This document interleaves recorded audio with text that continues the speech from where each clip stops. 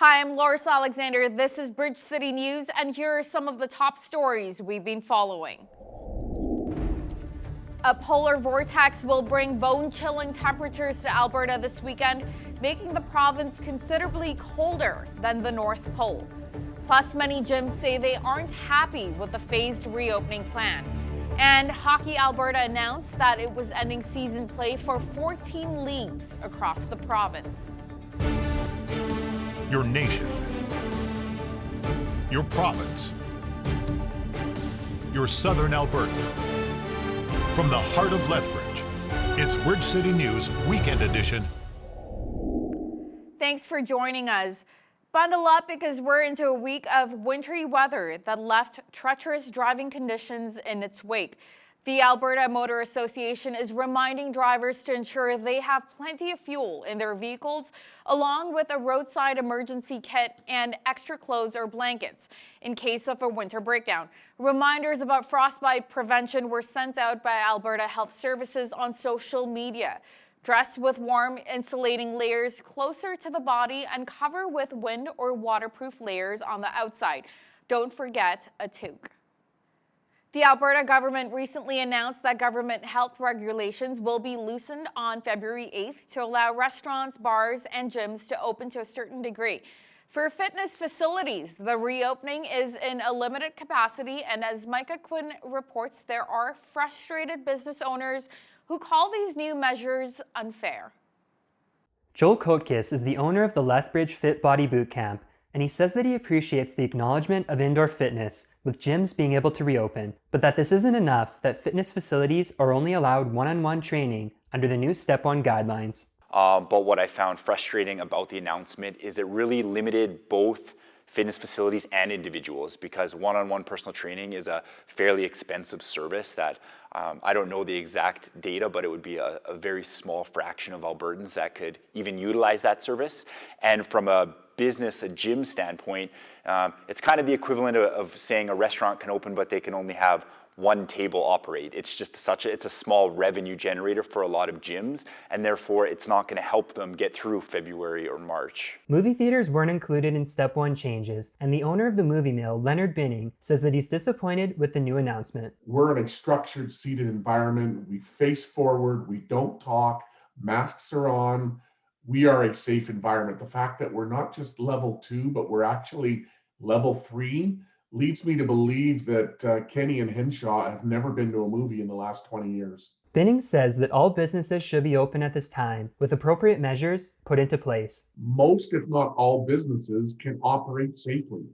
And it's not fair that certain segments and big box stores and whatnot have a decided advantage. I feel that my rights are being violated, that I don't have an opportunity to provide a gainful living. I'm being prevented. And as long as the government's not issuing me a check on a weekly basis for staying closed, I'm upset. Further easing of indoor fitness could happen in Step 2 changes, but movie theaters won't be able to reopen until Step 3 is announced by the Alberta government. For Bridge City News, I'm Micah Quinn. The province says due to the pandemic, indoor and outdoor sports are canceled until at least March 1st. If more than 450 Albertans remain in the hospital with COVID-19, these restrictions will stay a little longer. In response, Hockey Alberta has canceled its season. As Ainsley O'Reilly explains, Lethbridge Minor Hockey is making adjustments on the fly and doing their best to inform parents and players about what the next steps may look like. Lethbridge Minor Hockey and its elite programs have a 3-step return to play plan, and it all relies on COVID-19 cases in Alberta declining. Step 1 begins today. Players can book one-on-one training sessions. Step 2, hoping to hit the ice as a team in March. And Step 3, competition. Our approach is going to be, okay, this is what the decision was made. We move on from here, and we're going to be prepared to move on when we do hopefully get to Step 2. It's been months since players have hit the ice in a game scenario, something that's been a difficult adjustment for elite level players. It's been different for sure, not being able to be with everyone in person and being able to give each other those fist pumps and hyping each other up together before practices. But I think our coaches definitely have done a really good job keeping us together. Lethbridge Minor Hockey anticipates that 60 to 70% of their players will want to return playing. That's about 700 players. However, communities outside of Lethbridge that will not be able to return playing may see their athletes making the trip to Lethbridge to train. We could have kids from Brooks at the elite level come here. People in hockey will drive places to play hockey or practice, and they'll go wherever the need is. Hockey Alberta has nearly 10,000 members, many of which aren't happy about the province's path forward plan. But for now, it's a waiting game. For Bridge City News, I'm Ainsley O'Reilly. Having a child with a disability comes with many hurdles, and some parents find it helpful to talk with other parents going through the same thing. Calgary-based nonprofit Children's Link is expanding into Lethbridge and Medicine Hat. The group is working with dozens of local agencies and is hoping to offer virtual chats for parents to engage with each other across the province. It's crazy exciting, and we've found that so many people are just so invested and committed to showing up on a regular basis to these coffee socials so that they can meet with people who get their experience, right, and who get the struggles and the triumphs that they go through on a regular basis. And the Zoom platform and this virtual stuff, I mean, we really are, there's no distance, there's no miles between. And so being able to connect with a larger group over Zoom, parents just keep coming back. And so it's been so successful. April may seem like miles away, but before we know it, it's April 30th. Income tax deadline will be here. Last year, the deadline was pushed back because of the pandemic, but in 2021, that is not the case. Tax professionals are recommending getting a head start now to avoid any surprises. About 30% of Canadians receive the Emergency Response Benefit or CERB payments from the federal government. These payments are taxable. So my recommendation for people is to actually, for each payment of $2,000 that they receive, that they put aside about $400. It may be a little not enough or a little bit too much, but at least they will have put money aside in preparation for tax owing this year. It's almost sure that people will have income tax to pay this year. There is many ways that people can prepare themselves in advance. One of them being is that I am recommending to people to come by the office early in the month of February to do a simulation of their tax report. Like that, we can take a look and see if it may be to their advantage to maybe purchase some RSPs this year, since the due date for RSPs is March 1st. The 3 new recovery benefits that were introduced to replace CERB are also taxable. The Lethbridge Legion is encouraging students and youth to bring in Valentines for the veterans in our city. The personalized Valentines will go directly to long-term care facilities where veterans will receive them from members of the Legion. The co-chair of public relations with the Lethbridge Legion, Glenn Miller, says the cards are important and to see the reactions from the veterans when they get them is priceless. You bring out the youth of the veterans themselves. You know, personally, I've been doing this for a number of years, and handing it to a 90-plus year veteran lights up their smile, makes them feel young, makes them feel, more importantly, appreciated for all that they have done. Because really, all Canadians spend Valentines in a way that they want to be appreciated. And that love, appreciation can be extended to the veterans who provided those freedoms, and that act of remembrance.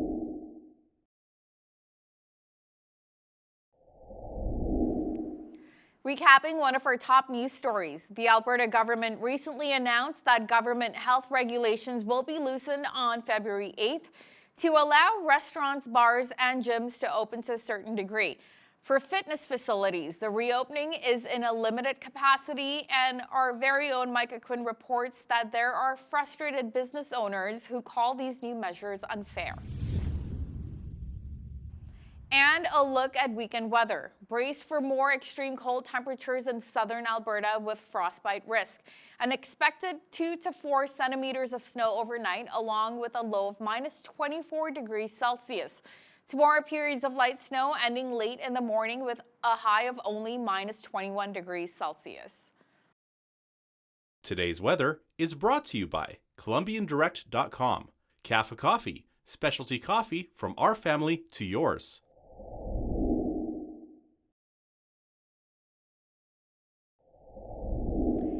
After the break, BCN's Jeanette Rocher chats with author and creative content writer Doug Bender on his book about finding love.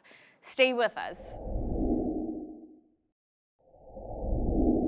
If you look around you, it doesn't take very long to find a lot of broken relationships with spouses, partners, friends, coworkers, neighbors.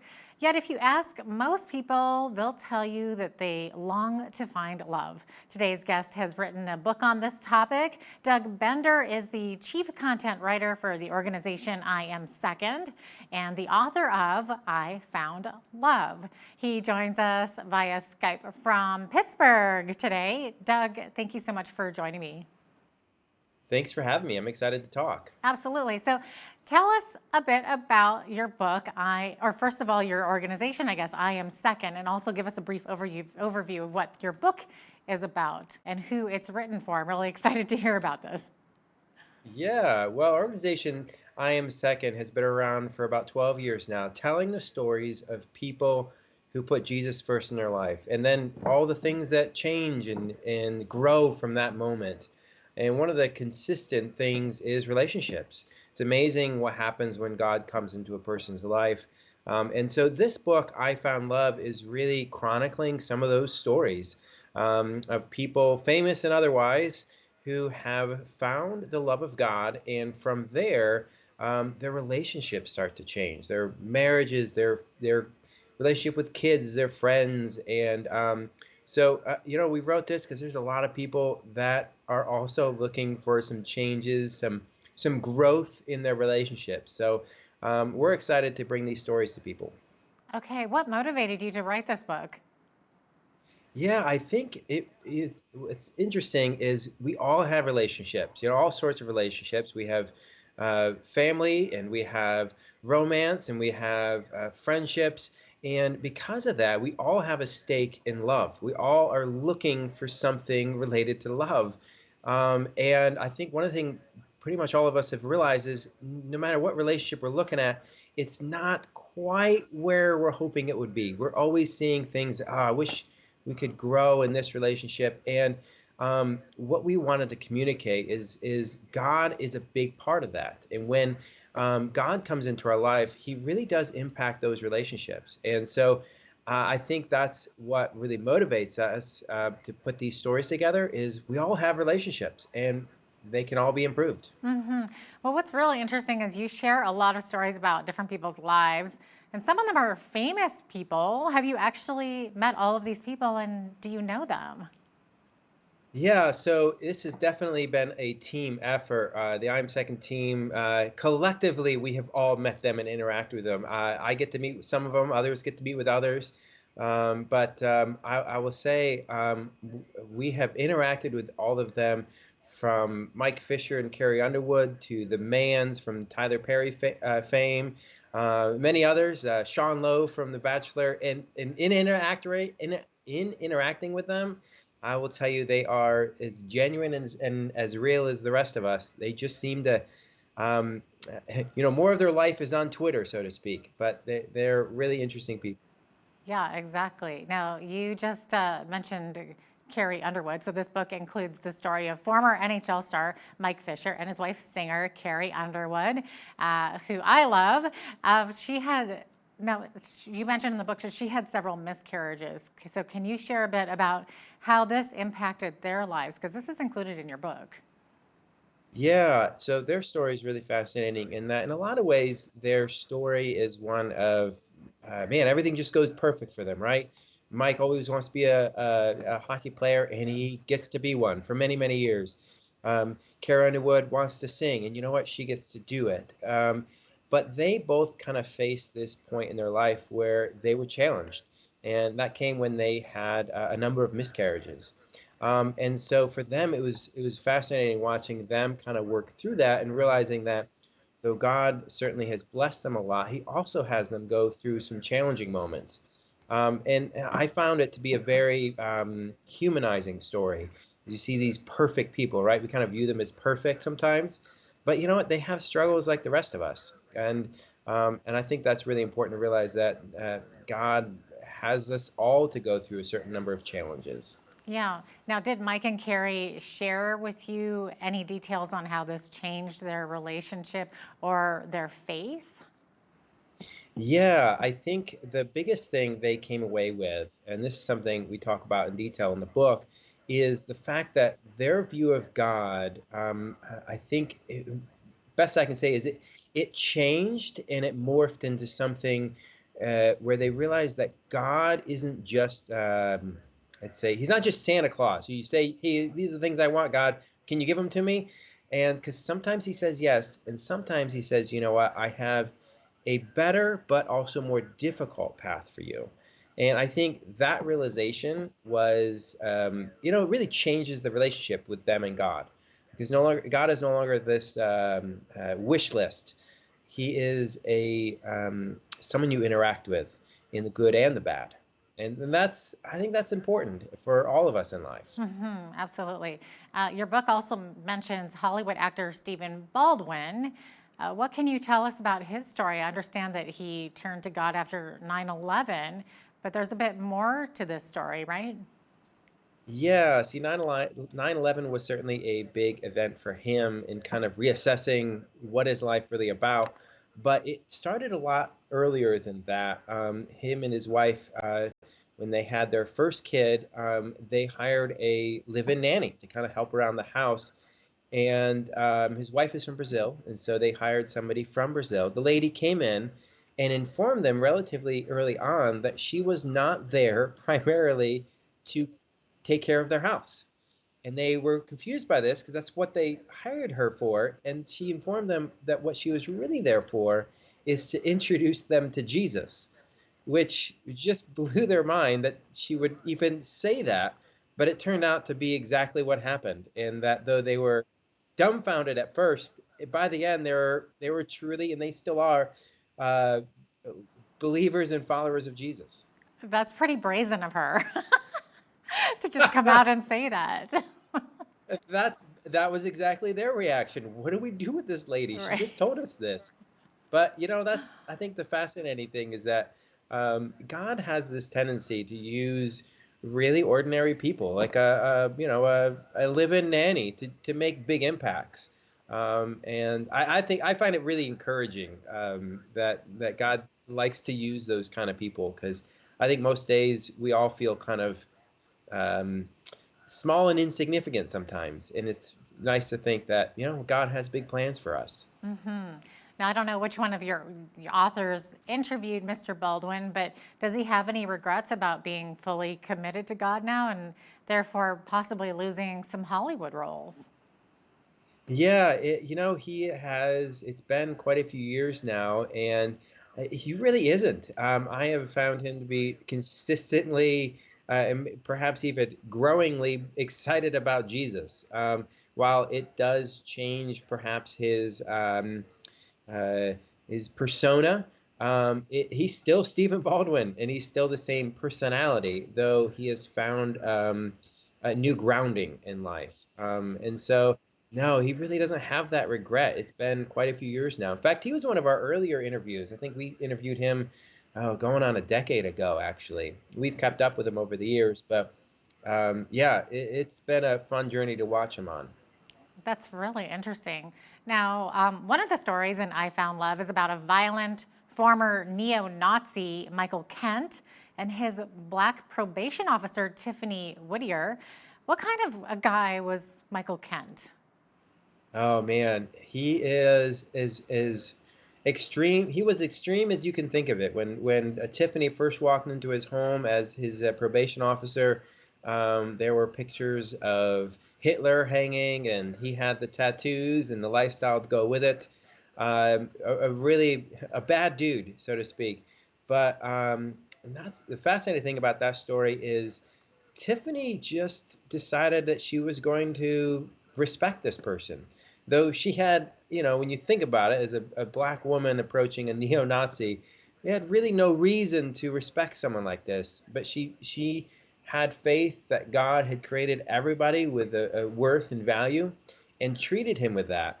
And it radically changed him. I still talk to Michael even today, and he still can't stop talking about it, even though this has been years now, that he can't stop talking about how this woman cared enough about him, respected him, though he had no reason for that to happen. So what happened exactly? What can you tell us about Tiffany Whittier? Yeah, so she really it came from that basic, I'm going to love and respect everybody I meet, no matter who they are, which is really the basic teaching of Jesus, who said, love your enemies. And if there was ever an enemy of a black probation officer, it's a neo-Nazi. And though she said, I'm just going to apply this in my work. And so she's not like she's going around being some kind of evangelist pastor person. She was just doing her job. But she translated her faith into this place that, as she interacted with Michael, each meeting they had, every time they were handling some violation or probation issue, she would treat him with love and respect. And it slowly just started to really wear away at Michael's dedication to hate, as he would put it. That he found that this love was just such a better life. And there came the point where he just asked her, why are you loving me like this? And the only response she could give was, well, because Jesus loved me. And that has forever changed his life. And though he is, I think he's, as always, he's still working through issues. He has come to this place where he has decided that he is going to love instead of hate. And I think that the beauty of that is it shows us the power of love. Love defeats hate every day. Yeah. If we're just bold enough to express it. Absolutely. It's interesting that somebody like that could ever, change. So what is Michael Kent doing now? What's bringing purpose to his life? Yeah, well, you know what? He's a blue collar worker. He works in a chicken processing a job, and so he's one of those frontline workers, believe it or not.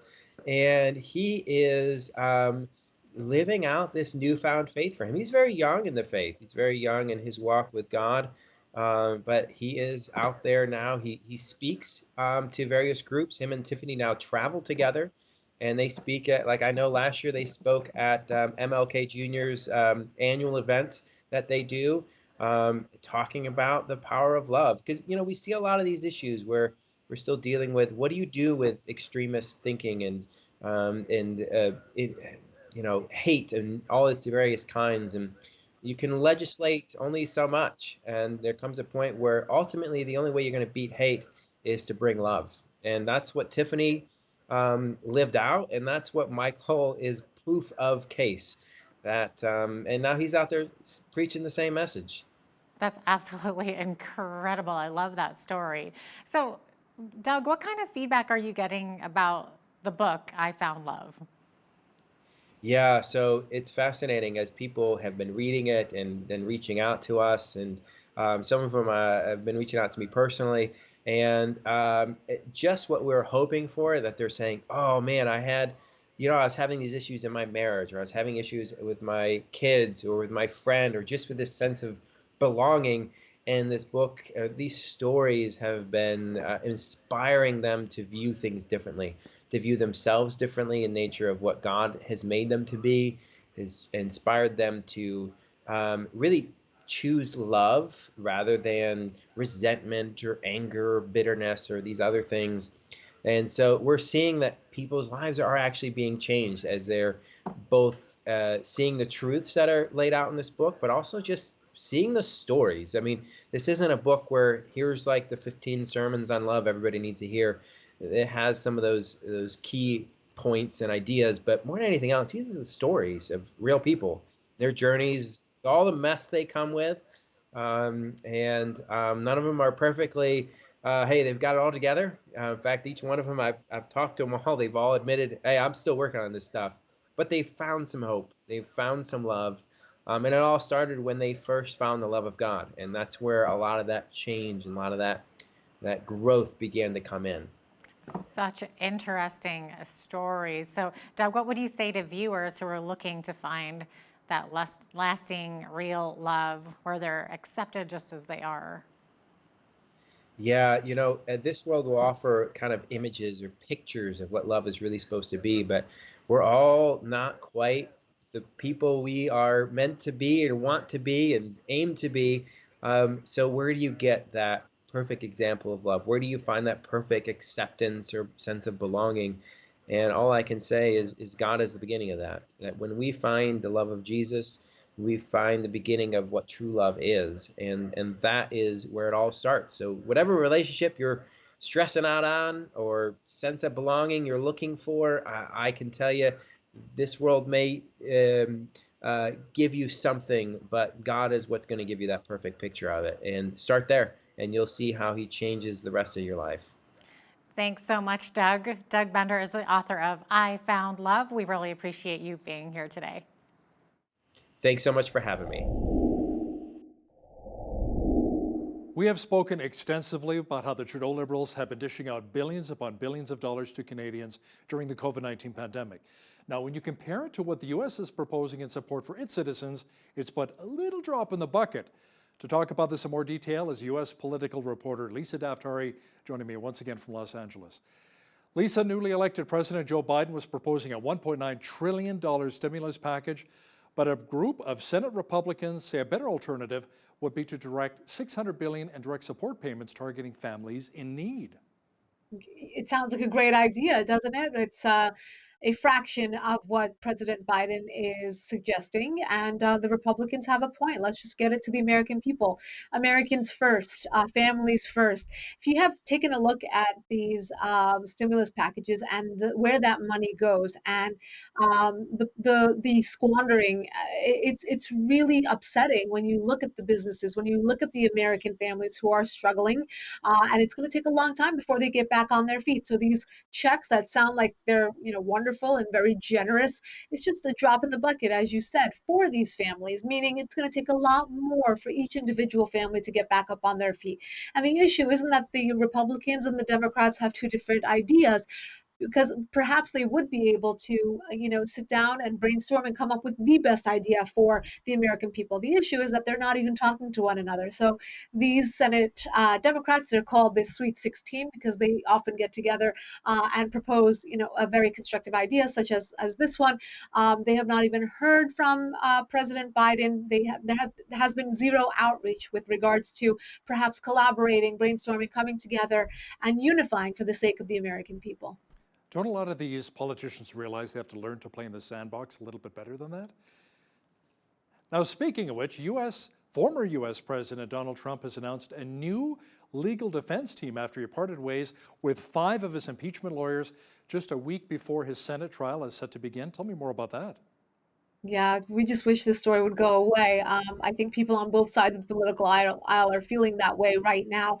Look, this guy is a civilian at this point, out of office, and this story continues. The impeachment saga, drags on, and of course now the headlines are about why did his legal team, why did he swap out his legal team? Did they quit on him? Was there, internal fighting? Did he fire them? Could they not come to an agreement with regards to the defense that they will present next week? It's very, very, very just old and tiresome at this point, beating a dead horse, and we'll have to wait and see how this ultimately pans out. Lisa, the United States is holding off on a plan to offer COVID-19 vaccines to the 40 prisoners being held at the detention center in Guantanamo Bay, Cuba. What's the reasoning behind that? So there was a story in the New York Times, as always. It's like the joke in journalism. They said in the New York Times, and the punchline follows. So in this case, many, they happen to be Republicans, said, wait a minute, we have healthcare workers, we have members of the military, we have the elderly, these people who are much more sensitive and are in need of the vaccine. They should be prioritized ahead of our Gitmo detainees.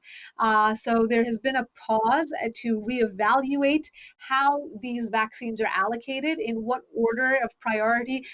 Hal, if you guys have been looking down at the United States and looking at the rate and the efficacy of our vaccination process, it's horrible. It's extremely disorganized. It's very difficult. I know I was assisting my parents and some others with getting their vaccines. The 65 and plus population right now is they're up to bat, and it's extremely difficult to find locations. And point being that we have a lot of work to do, and before that the New York Times or anyone else can announce that the prisoners are getting these vaccinations, we'll have to decide who is more sensitive in population and who will get them first.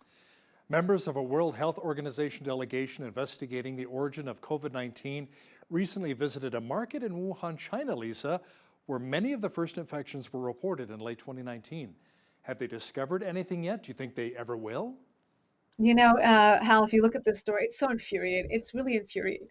As a journalist, I've been covering the beginnings of Wuhan, watching the videos and the footage of people just dropping in the streets like dominoes in Wuhan. This is November of 2019. So we are over a year late on this. And the WHO has announced many times that they're going to look into this. They're going to demand transparency from China. They never got it, obviously. And now, for optics' sake, they are, walking through the streets of Wuhan. And if you look at the tweets that they issued from their trip, it's more about, the historic feelings that they're getting walking through those streets, and how these streets are so symbolic of a global pandemic that began there. China, of course, is not giving them access to journalists or other specialists or experts that may be able to speak to the issue and offer their expertise from day one. This is really just in name only, this trip to Wuhan. I don't think we're going to gather any more information than we already have right now. And I've seen some of the images in the video from Wuhan, China. Young people attending concerts, no masks, they're rocking up and down, thousands of people together again. It's like, wasn't this the epicenter of the novel coronavirus?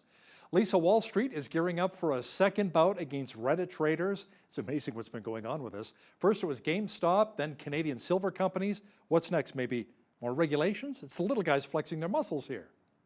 Absolutely. So Wall Street's message this morning to these little traders is, go out and keep yourselves busy, get off of the market. And their message back was, you told us to stay home and quarantine. We figured out a way to make money, and now you want to take it away from us. Look, this is what America is. This is what we live for in the Western Hemisphere. It's capitalism. It's a way that everybody can make money. And when the little guy figures out a way to get a piece of that pie, a small piece of that pie. And you know what? What's interesting is they beat them at their own game. This is, a way for them to pump these, pump and dump, or, however that they basically want to use this game in Wall Street to make money in these hedge funds. And the little guy said, we're going to ride this with you. And of course, kind of defeated them at their own game. So now they want these little guys off of trading. Little guys aren't leaving. They're not going anywhere. And I think it's a beautiful American story, even though I know a lot of people are hurting and a lot of people are celebrating, making a buck or two. Yeah, one of my coworkers' friends in one day made $50,000. Pretty incredible. The military in Myanmar staged a coup. A Burma's leader and other officials have been arrested, according to a party spokesperson. The army was alleging election fraud. Yes, so the army got involved in taking back power for the people, is what they allege. They basically arrested their female leader, who is 75 years old. She's a Nobel Peace Prize winner. She is, a large figure that claimed, a 3/4 of the population. She has the popularity behind her. She has votes behind her. She came into power in 2015, and the military said, this is a stolen election, and we will take back power for the people. So it's a crazy story. Things are moving very, very quickly over there. But in the meantime, those who are in power are currently detained, and the military marches on. Here's kind of a cool story here. Israel is reaching out in a very powerful way. For the first time ever, Israel transferred 5,000 vaccine doses, COVID-19 vaccine doses, to the Palestinians. Yes, and thank you, Hal, for covering this story. Not too many journalists are covering this story, and for that reason, there has been a lot of misinformation on this. Previously, we reported at the Foreign Desk that the Israelis had reached out to the Palestinians, offering them vaccines. That offer was basically ignored, refused. I mean, there was some sort of it wasn't a warm welcome for the vaccinations. Israel, in the meantime, has been vaccinating its population at a record speed. They are in a league of their own. That has been the game plan. It's a country the state of the size of a country the size of the state of New Jersey, able to maximize its efforts. Bibi Netanyahu bought the Pfizer vaccines ahead of time so that he could vaccinate his population at that speed, closing the borders, closing the airports, and getting to work. And for that reason, they want the Palestinian workers, especially who come into Israel, to also be vaccinated. And now they will be given 5,000 vaccines. This is documented. They do not have any obligation to vaccinate the Palestinian people. This is a misnomer. People, get this wrong, and they add it to the list of, human rights abuses by the big bad Israeli Zionist government. But again, let's get our facts straight. They are offering these vaccines. I hope that the Palestinian people do accept it. These are the human stories that they can come together and they can see eye to eye on health, on the future, and on getting people vaccinated in the Middle East. Let's talk about the recent pro-Navalny protests taking place across Russia. Lisa, more than 5,100 people have been detained, including 80 journalists which have been arrested. Yes, Putin has this, reputation for saying that there's no opposition in Russia, that everyone's behind him, and the reason for that is because he arrests them all. He gets rid of them. He gets rid of them in any fashion, so brutally through poisoning them or through murdering them, assassinating them, or rounding them up like he did in this case. So these protesters are obviously extremely fed up with Putin, with his power grab, with the ability to take a person like Navalny and say, there will be no opposition, there will be no voice of opposition against the government. And obviously, Navalny had survived the poisoning attack and came back to Russia and was detained right away. And people are coming out onto the streets and saying, enough is enough. Let's bring things a little closer to home for just a moment here. Talk about the government restrictions and the lockdowns in your region and our region as well. As of February 8th here in Alberta, the government of the province announced that restaurants can open up a little bit more, bars and cafes as well, to have 6 people at a table. Gyms can open partially, so you can have one-on-one with your trainer as long as the trainer wears a mask. You don't have to as you're working out. What about in your region? We just this past weekend in California are able to have outdoor dining once again. As you know, how this area has been devastated by the pandemic. Many restaurants not able to open back up, but nail salons, hair salons, and restaurants will be opening up. They were the ones that were closed. Gyms are still closed, and again, we have many restrictions for the restaurants. It's small tables. Tables have to be from the same family. And this is interesting. TVs cannot be turned on in any eating establishment. I think this is perhaps leading up to the Super Bowl for next weekend. They do not want people congregating, which leads us to say, will people be congregating at home because they cannot congregate at these sports bars? Will this lead to another surge? The numbers aren't coming down that quickly here in Southern California. So, people are, again, more skeptical about the timing of all of this. Why did we even have to close down for such a long period of time? And now that we're opening up, the numbers aren't really warranting us to open up again. But bottom line is we're extremely happy for those businesses that might be able to pick themselves up and really recuperate somewhat. And we hope that people stay safe and they still practice all the measures that are necessary in order to really flatten the curve this time. Yeah, we have to support a lot of these small business owners. Before I let you go, let's talk Super Bowl. You brought it up. Brady and the Bucks taking on Mahomes and the Chiefs. Who are you picking to win? I don't know, I guess Tom Brady. I mean, I don't really have any skin in this game, but I guess Tom Brady is just so phenomenal. He's done so incredibly well, and he seems like a nice guy. So why not give him one more win? As a Dolphins fan myself, I've learned one thing: never bet against Brady. Time and time again. He's 43 years young, and he's showing that he can still get it done even with a different team. Our foreign affairs expert and political reporter and sports reporter today, Lisa Daftari, joining me once again from Los Angeles. Thanks, Lisa. My pleasure. Do you need some health advice? Well, today's guest regularly sees patients who struggle with many different health conditions. Dr. Clayton Cogano, a naturopathic doctor in Lethbridge with Well Vitality Health Clinic. He also has training in conventional medicine with a Bachelor of Science in Exercise Science, Kinesiology, and 3 years of research on radiation and cancer at the University of Lethbridge. Dr. Cogano, welcome back to BCN. Thank you for having me again. Now, first of all, talk about your approach to finding solutions for the health struggles so many of us face on a daily basis. Well, I guess in my office, I see a lot of different various things. You always want to try and get to the root cause of the problem when they come in, because a lot of patients that I see have been unable to figure out what's wrong with them. And so the very first thing that I want to do is sit down with them take a long time to go through all of their health history, all their medical history, all their labs.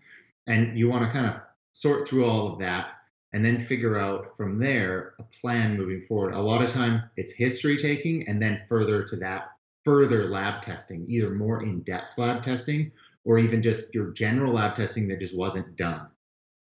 Often you can figure it out. Now, you've said that in your daily practice, you sometimes come across chronic fatigue with a lot of your patients now. How common is chronic fatigue in today's society, especially during this COVID-19 pandemic? Honestly, people put too much on their plates. People are very busy. That's one of the main reasons for chronic fatigue. There's a lot of other reasons, but it is extremely common in my practice. Yeah. What are some of the causes of chronic fatigue? Like you said, being very busy, not getting enough rest, perhaps? Yeah, and it kind of compiles onto other things. When stress is elevated, often people aren't sleeping well. Sometimes people can have other issues like perhaps low B12, blood sugar irregularities, low iron. So it's important to, in my opinion, even thyroid issues, and sometimes thyroid issues can get missed. So it's important to test things and test things in depth. And look at the complete history of what's going on and what's been going on in order to figure it out. So what are some of the effective treatments outside of B12 and maybe cutting some of the stress out of our lives? Well, it completely varies. Like a lot of times, if someone's having trouble sleeping, you have to try and start figuring out why they can't sleep. If someone has, for example, a lot of stress, you can't just tell them to quit work if work is their big stressor. You have to try and figure out ways to work around it, against the grain sometimes. So the first thing is to figure out what's wrong. For example, if it was a cortisol issue, which tends to be the case with a lot of patients with chronic stress leading to chronic fatigue, a lot of times you will want to treat that with different vitamins and herbs. And then as that improves, you want to double check that you're not missing anything. Like perhaps that person also has low iron or their thyroid isn't working properly. You have to treat the whole person in order to fix chronic fatigue. Otherwise, you'll get a patient that gets about 50% better and then plateaus. You know, other people I've spoken to as well in the healthcare professionals saying, focusing on God's word and meditating and breathing that helps a lot as well. How about certain foods when it comes to stress? Are there certain foods as well that you can eat that can really help? Lifestyle change is massive. It is massive. It is also probably one of the most difficult things for me to help someone with. You can tell people all day long to do something here and do something there, but ultimately that's the hardest thing for me because it's up to them when they go home to do it. In terms of foods, yes, absolutely. Eating a healthful diet, eating a whole food diet, even looking into food sensitivities, that can create a ton of fatigue in people if they're battling the food that they're eating all the time. So it's important, again, to look into things and take a complete history, because what I find actually is clinically, people that are coming in, they're coming in with bags of supplements and they're still tired. And it's not a supplement deficiency in people. It's a multitude of system failures that's causing it, and you have to figure it out. Dr. Cogano, many people also go through bouts of insomnia. They just can't get any sleep. What do you think causes that? Is it a big part of it is not putting your phone down when you go to bed at night? Again, yeah, a lot of lifestyle changes. Yes, there absolutely is. A lot of people don't prepare for bed. They have their TV in their bed, they're on their phone. It's a social area now versus an area just for sleep. And so that is a huge thing. There's other reasons as well for insomnia, and insomnia it can be a tricky thing. Sometimes breathing issues like sleep apnea can create patients that just don't get a restful sleep or not at all. Anxiety is a huge thing, and that goes hand in hand with chronic fatigue, and chronic stress in general leads to a lot of anxiety, in which we can help a lot with. And then there's other things like, for example, different neurological issues with the brain. Now, unfortunately, we can't test those. So that would be like, for example, a slight deficiency of melatonin or a slight deficiency of GABA, which is a neurotransmitter in your brain that stops the busy signal. But we don't know if it's one or the other or something else. And so in those cases, we have to guess with different herbs, different vitamins to try and fix it. Often you can, but it takes a couple tries for sure. I remember years ago, my doctor told me, yeah, the herbs and the vitamins are good, but also at the same time, some warm milk.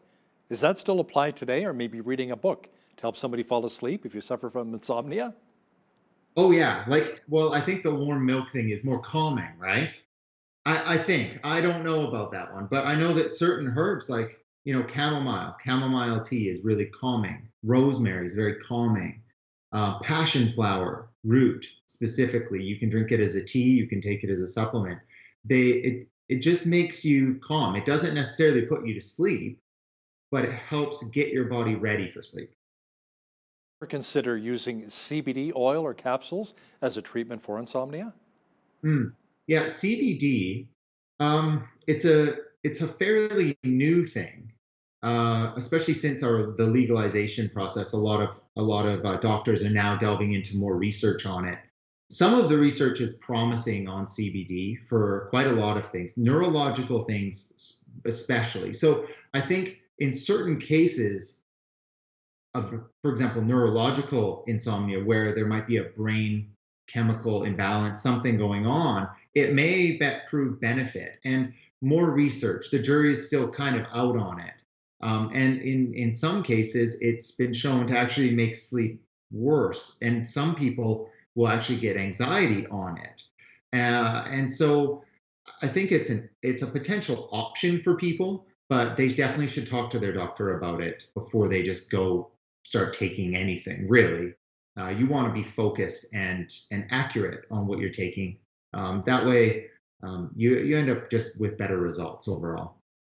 Let's move on right now and talk about digestive health, Dr. Coggino, and let's talk specifically about the condition called leaky gut. What exactly is leaky gut? Leaky gut is the general term for something called intestinal permeability, increased intestinal permeability. And what that means is that the enterocytes, or the cells in your small intestine, are slightly inflamed and irritated, and they're allowing larger protein particles of food to get into your bloodstream.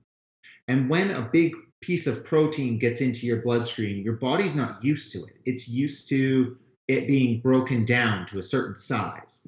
So it sees it as foreign, and it starts to kind of attack it, and it can create an inflammatory response called an immunoglobulin response. And that can have widespread systemic effects on the body, meaning you could get anything from rosacea, eczema, psoriasis, acne, to chronic fatigue, to joint pain, to gut pain, to IBS. And so the testing for something like that is, I find, very beneficial to helping people who have a multitude of symptoms, especially those with gut issues like IBS, because irritable bowel syndrome is a diagnosis that doesn't tell anyone what the problem actually is. Most patients come into the office knowing their gut's irritated. So me telling them that they have irritable bowel syndrome does not help anyone.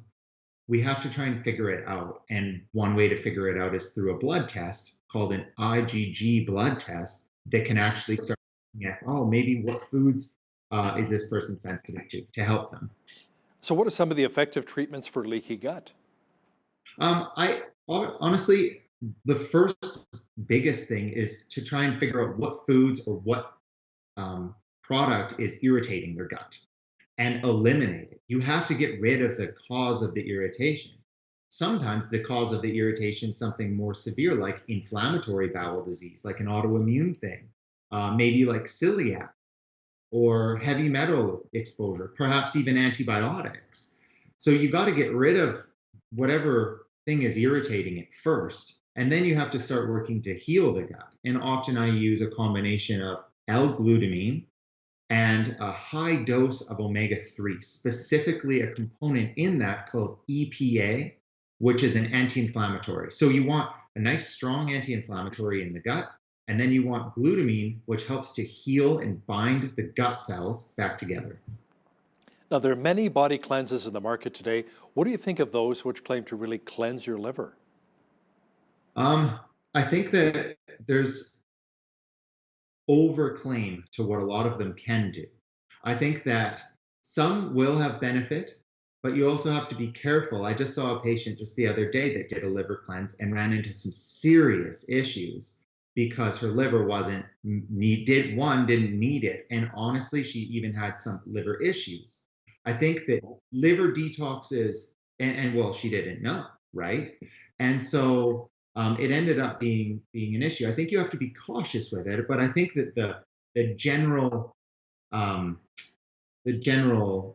idea behind it is positive. I think really it's meant to, detoxes, especially in the liver, are meant to improve circulations, maybe give your organs a little bit of a rest, improve toxic elimination, because that's what the liver does. So yes, you can absolutely do that.